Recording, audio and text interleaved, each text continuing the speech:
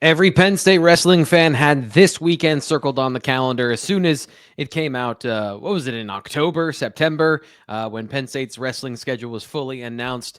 It is Penn State Iowa week, and we are here to talk about it. Greg Pickel is going to preview the entire dual meet, all the matchups that matter, and give you his thoughts here and predictions at the end of the show. So, Greg, ready for it? Ready for one of the biggest weeks of the regular season for the Nittany Lions? Yeah, good to be with you, T. Frank. Thanks, everyone, for joining us again on the BWI Wrestling Show. Yeah, I mean, this is sort of the match that the season revolves around most years. And when it's at Penn State, it's almost always at the Bryce Jordan Center, which is the case this time around.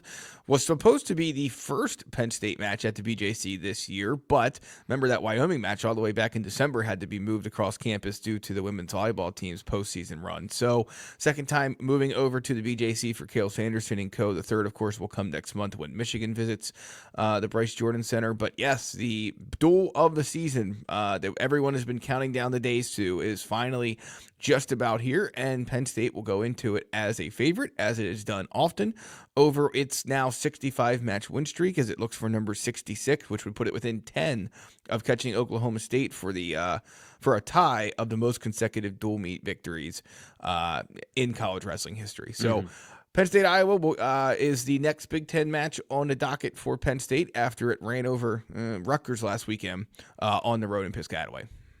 So let's. Do you want to just dive in and start at 125? Because I mean, this is the week to go blow by blow for Penn State wrestling fans. So anything else you want to do to set this up? We'll obviously talk about the chatter and everything with Carter Starachi when we get there. But anything from Cale Sanderson's press conference that you found interesting, or any of the comments before we dive into the actual matchups on the mat?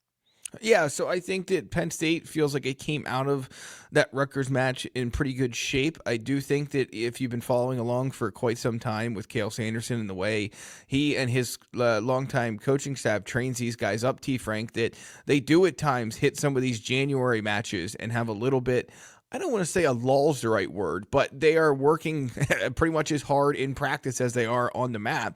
And when you have guys who aren't going a full 7 minutes on the mat because they're winning by technical fall or pin or what have you, you have to change the training up even more. So that's something Penn State and Cale Sanderson, Cody Sanderson, Casey Cunningham, and Nick Lee now do a good job of, in consultation with the nutrition people and the strength staff and the trainers and all that, to make sure that these guys are gearing up to be in peak form for the national tournament in March. But of course, you're not just training during this run, you're also competing. Sometimes it's once a week, sometimes it's twice a week.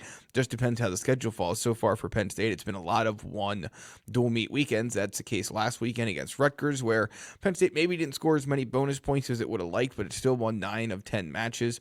Luke Lillidahl gets his first loss at the college level.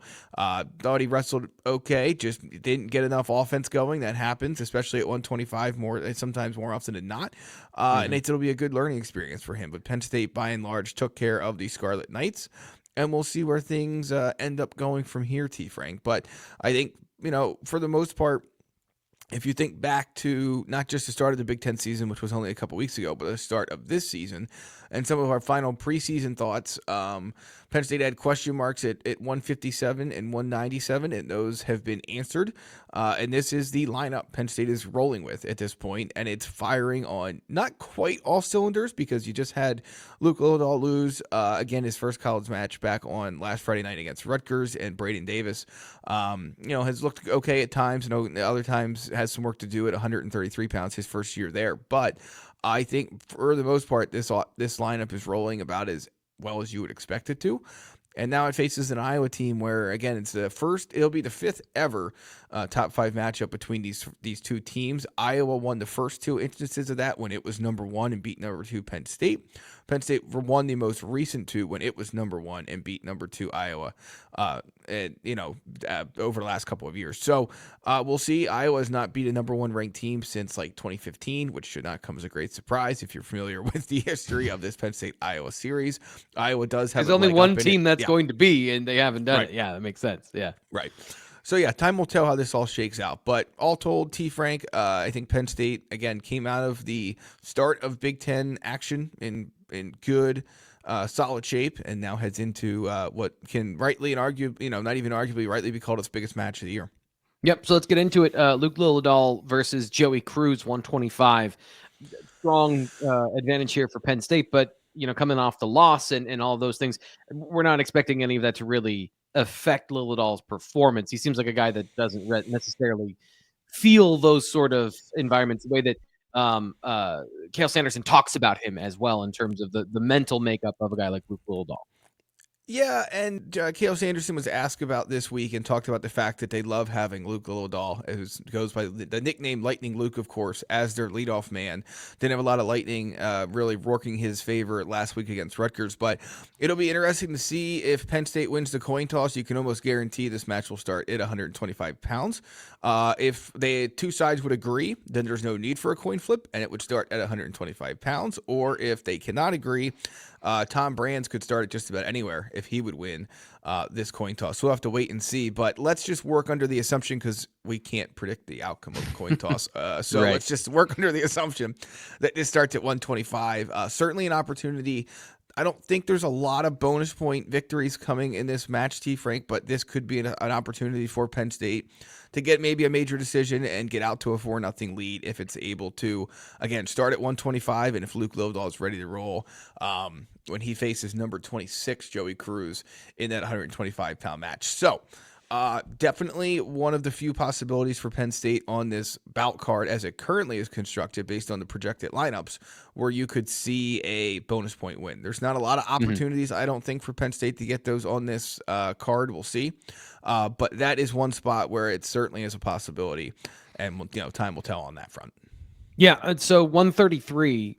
You mentioned almost firing on all cylinders. Braden Davis, what do you think of his opportunity to get an upset here at 133 or to perform well and keep Penn State ahead if they do, have a strong start at 125? Yeah, I think if you look across the internet, this is one of 3 matchups, or rematches rather, from a year ago. So there's a lot of new faces, a lot of guys that are familiar faces, but wrestling new spots this year for both sides. This is one matchup from a year ago that did take place. Braden Davis from Penn State, Drake Ayala from Iowa.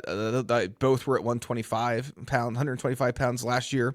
They both bump up to 133. And I think if you looked across the internet, I think most people are predicting Penn State will lose either a match or 2, and all the people that are predicting that are predicting Penn State to lose this match. So we'll see. I mean, Davis has shown some flashes of things that would make you think he could beat Drake Ayala. He lost to him 4-2 last year, again, when both were at 125 pounds during this dual meet last season. But, Davis is a tough guy for me to project because sometimes you see him get his offense going and there's not much anyone's can do about it. And there's times where you see he gets frustrated because he can't get his offense going. And it just feels like no matter what he does, it's not going to be his night. So certainly at the very least, this is the one absolute toss-up from a prediction standpoint on this bout sheet as it's currently looking based on the projected lineups. You can make a case that either guy can win. I think Ayala, if there was betting odds, would be the favorite. And whether or not Davis can combine some tweaks from last year and earlier this year with the home crowd energy at the Bryce Jordan Center to earn a win, we'll have to just wait and see. But absolutely, it's a possibility for Penn State to pull off and Davis to pull off an upset here. Not sure if it's totally likely, but it's not out of the question either. So what are you looking at with Bo Bartlett at 141? A lot of oars on who we might face based on what you've got here for us. Yeah, so I mean, if you thought that the likely first match of the night between Lillidahl and Cruz was a bonus point opportunity for Penn State, the second one's going to come whenever the 141-pound match comes on this card. So Ryder Block, Jace Rhodes, and Cullen Shriver are all listed on the list of potentials for Iowa to send to the mat at 141 pounds. Shriver wrestled 133 a year ago. He was major decision by Aaron Nagao at 133 last season. He bumps up to 140. Well, he's in the 141 mix now, as you can tell by the fact Iowa does not have a ranked wrestler at 141. They are not yet sure what direction they are going to go in that situation either. So we'll just have to wait and see at this point, T. Frank. But I do think without question, the fact is Penn State could find bonus points when it gets to that point of the match, whether it goes in order and it goes as expected, and that match happens three bouts in. to this thing, or whether it happens to some other point. I do think that you look at Bo Bartlett, he came back for a reason. That was to be number one and to win a national championship. He is not able to win that this this weekend, obviously, but a guy he's chasing, Jesse Mendez from Ohio State, he just tech-falled Ryder block last week, 19-2. I don't have the time on that, but Bo Bartlett, if he wants to be in that conversation, well, he is in the conversation, but if he wants to be on the mat in the finals on the Saturday night of his final national tournament, he needs to beat guys, whoever Iowa sends out there, but are not on the same level of him. Again, doesn't have to be by a pin or a crushing technical fall, but a major decision for sure, I think, should be the baseline limit of what you would expect here out of Bo Bartlett. So we will see, but I do look at this as, without question, another weight where Penn State could score some bonus points and give itself some breathing room against this Iowa team, again, regardless of where that match takes place. Yeah, and then the next three are going to be some really awesome top 5 duels, starting Shane Van Ness at 149. Preview the next, just roll through the next three for us, because I feel like this is going to be a really interesting part of the lineup. Yeah, so 149, it'll be number 4, Shane Van Ness against number 2, Kyle Parko, one of the transfers for Iowa in this season. So that'll be a headliner, maybe the headliner of this bout, or of this match, rather. 157, Tyler Kasak, number 3, against number 1, Ja'Cory Teamer. And then Mitchell Messenbrink's number 1, rematch with Michael Caliendo, a guy he's seen plenty over the years at 165 pounds. So yeah, these three matches, when you look at them on paper, will in all likelihood be the three that help determine whether or not, if Iowa does not get on the board at 25, which at 25 or at 33, which I think it will get on the board, at least in one of those. Can it win a second or third match in one of these sequences where you have obviously the number 1 ranked guy in the country in Ja'Cory Teamer? I thought it was interesting that Iowa, though, listed Miguel Estrada as an or on its projected starting lineup sheet. I've not dug too deep just yet into whether Teamer's dealing with some things or not off the mat in terms of injury, illness, what have you. But certainly this thing would change wildly if he is unable to compete. But the three guys on each side that we've just rattled off here between 49 and 65 are 6 of the best in the country. Messenbrink, when you watch him wrestle, he's so darn impressive, and Caliendo knows that. So what can Caliendo do to find himself in some better positions? We'll have to wait and see. When you look at 57, if Teamer is right and ready to go, I really don't like picking against Tyler Kasak at this point, based on what I've seen from him at this juncture of the season. But when you look at Teamer, he's just a really impressive, impressive wrestler. Just beat Sammy Sasso 10-5 last weekend. So, again, I don't like picking against Tyler Kasak. Just like I don't really care to pick against Shane Van Ness in the Kyle Parko match at 149. But these are the kind of true toss-ups where I don't know if I'd call Messenbrink and Caliendo a toss-up just based on past history. Like, somebody has to be 1 and somebody has to be 2. But to me, the gap between the 1 and 2 there is pretty significant compared to what it would be in some other weight classes. So we will see. I would expect Penn State to win 2 of these 3 matchups, with one of the victories being Messenbrink. The other one, T. Frank, I don't know. I am not 100. I don't know. I can tell. Yeah. So I think Penn State will get one of those either at 49 or at 57. But it feels like 57, just the way you're talking about. You think it more likely could be 57 because of the situation, on the Iowa side, and the impressiveness of Tyler Kasak so far. Just the way you've talked about them, the way you've written about that. I'm not trying to put words in your mouth. I'm just trying to pick through your brain a little bit. Yeah, 51-49, I think that might be fair. And with Shane Van Ness, it just he just impresses you every time he takes the mat. And obviously, not everything has gone picture perfect so far for him this year in his return to action after missing all of last year due to injury, or most of last year anyway, due to injury. But I think again too, you can't overstate the impact the home crowd will have on this match as well. So yeah, I think Penn State gets 2 or 3 there. We'll have to wait and see. But certainly, if the match starts at 125, by the end of 165, I'd expect Penn State to have not only a lead, but a fairly, I don't want to say completely, it's that, not completely comfortable, but fairly comfortable at that point in time. Yeah, and then you get to Levi Haynes at 174, and I imagine this is an area where they could pick up some steam in the duel. Yeah, it's kind of always been that way, right? I mean, not always, but almost every year. And it usually starts in the current iteration. It has started with Mess and Brink at 165, and then Penn State just rolls in the second half of its lineup. Hasn't been the case necessarily every single year, but quite a few of them. Yeah. So you look at the back half of this card: T. Frank, Levi Haynes, number 2 against Patrick Kennedy, number 6. Again, I don't know if I expect bonus points there, but I certainly expect a Penn State win, maybe a squeak out a major decision. We'll have to wait and see. The most talked about match of the evening, at least from an external perspective, 184 pounds, comes when Carter Starachi, the 4-time NCAA champ, and number 1 at 184, will either take on Gabe Arnold, who is number 5 and been calling out Starachi for only a couple years, but it feels like a decade, or Angelo Ferrari. We'll see which guy ends up wrestling. I'm assuming it'll be Gabe Arnold, but time will tell. That would be bad if it wasn't. Yeah, never know what's going through Tom Brand's mind, a longtime Iowa head coach. But either way, there'll be fireworks there. Starachi will be out to prove a point. And he mentioned, I can't say for sure. Yeah, go ahead. I was gonna say when we were speaking to him on Tuesday, was it Tuesday or Monday? I'm having a hard time. Monday. He just asked the question, like, is he the one that's starting? Because like, if you're gonna talk, you better be out there on the mat. And that was the return volley on Monday. What did you think of that situation and the way he handled that?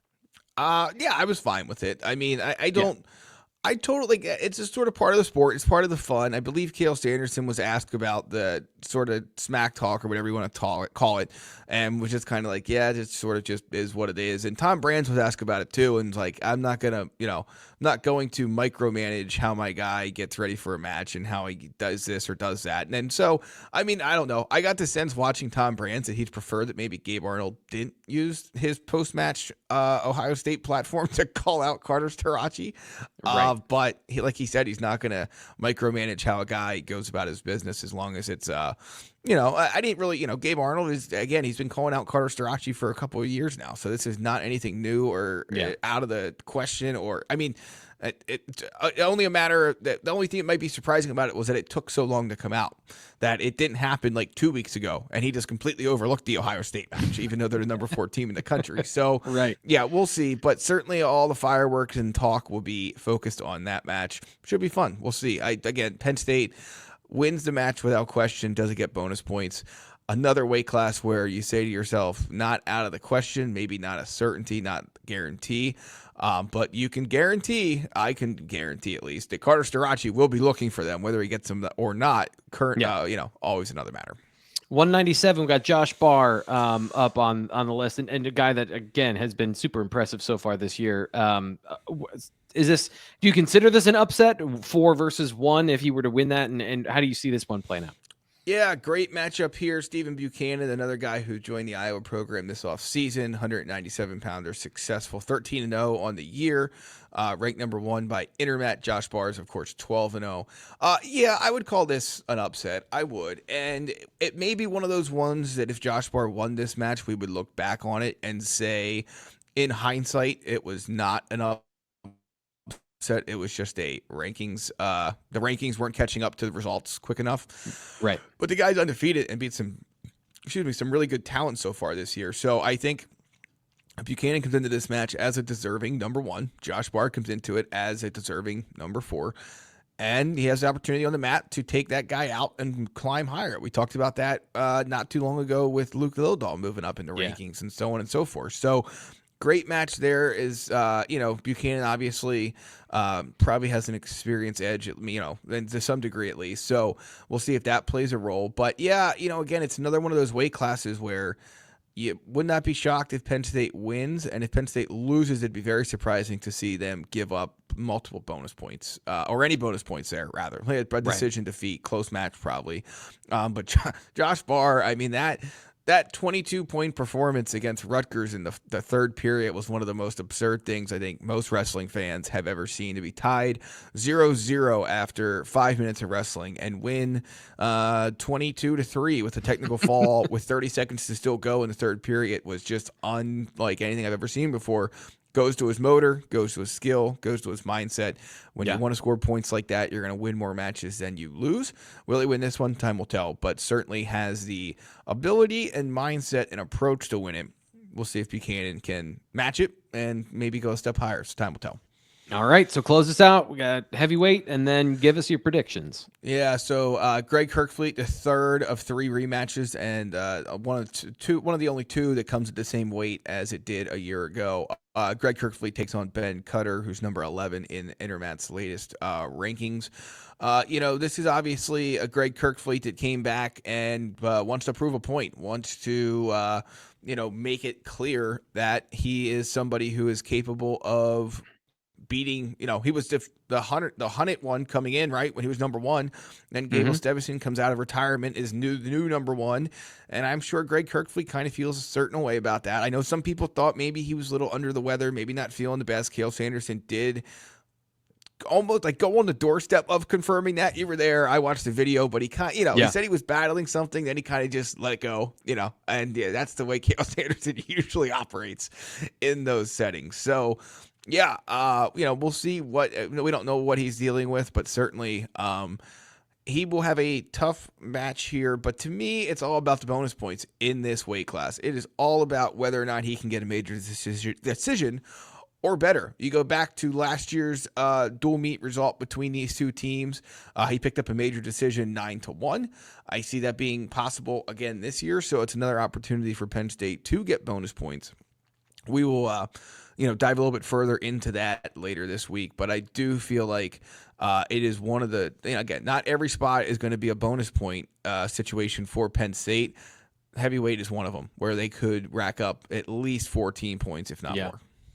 All right. Well, you follow along with Greg at bluewhiteillustrated.com. Of course, Greg Pickel on Twitter. You can see it on the screen here if you want to give him a follow. So what do you think? How's this close this out here with what you're thinking here as we get into, the talking is over. We're about to hit the mat for all of this. Yeah, it's always scary when I have to do math in my head because I'm trying to do it and make sure I get the points right and everything else. So I do think Iowa wins 2 matches in this thing. So that gives it, and I don't know if either of them come with bonus points. I highly doubt it, as a matter of fact. So you give them 6. That leaves 8 possible chances for Penn State to win. I think you're probably looking at a situation where Penn State has 6 decisions. So that comes out to 18 team points with 6 decisions. Then I'm going to go with 2 major decisions, T. Frank. So that's another 8 more. So 24-3 or 24-6 rather is what I would have the final score for this match. And, again, it wouldn't shock me if somehow Penn State scores more than that and or doesn't lose 2 matches in this dual meet. I do just feel like Iowa might get 1 or get 2 here, and Penn State will wrestle, decisions that feel more dominant than what they are based on the fact they're called decisions and not major decisions, technical fouls, so on and so forth. So that's where I'm at with it right now. And again, if Penn State blanked Iowa, wouldn't shock me. Something just tells me the Hawkeyes might get 1 or 2 and make the score. It'll still be a decisive 66 consecutive dual victory for Penn State. Maybe not as quite of a blowout as it could be. So you're saying that I think it's 20 points is the spread here, right? From what I was hearing earlier. 20 and a half is what's been posted in DraftKings. Yeah. Yes. Yep. So you're saying it's more likely than not that they'll cover that than Iowa upsets in any of these situations. Yeah, it'll be close, and I could have done the math wrong. That's always the scariest part about doing this in the moment. But I think the math is right. I absolve you of any of those mistakes. I would not have been able to do it myself either. So that'll do it for today's show. Follow us, Blue White Illustrated, here on YouTube as well. Like the video, subscribe, all that great stuff. And more importantly, enjoy the weekend and check out what Greg's got to do when he's covering it live. And, of course, the recaps over at bluewhiteillustrated.com. We'll talk to you next week. It was wrong, T. Frank. It was wrong. What? So 6 decisions, 3 points each. That's 18. Yeah. And then you get 8 for bonus points. So 26-6 would be our final. In my you have them covering either way, like with a more conservative approach, they're still covering. Next week I'm just busting out the calculator to start the show. That way we don't have to worry about it. All right, we'll be back next week. We'll talk to you then.